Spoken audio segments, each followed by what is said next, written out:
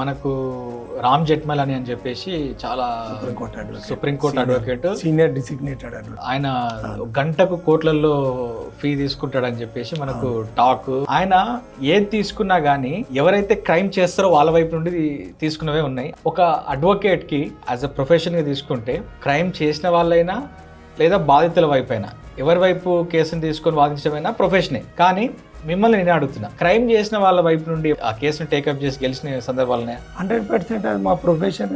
నేరస్తుడు అయినా కూడా మమ్మల్ని నమ్మొచ్చిండు అన్నప్పుడు అది మా పర్సనల్ ఎథిక్స్కి సంబంధించింది. నాకు ఏదైతే రాంగ్ఫుల్ పర్సన్ వస్తే నేను ఎంటర్టైన్ చేయాలి. మన క్లయింట్కి అన్యాయం జరిగింది అంటేనే మనం పోతాం. ప్యూర్లీ అట్లా అని ఏది పడితే అది కేసులు చేసేటోళ్ళు చాలా తక్కువ మంది ఉంటారు.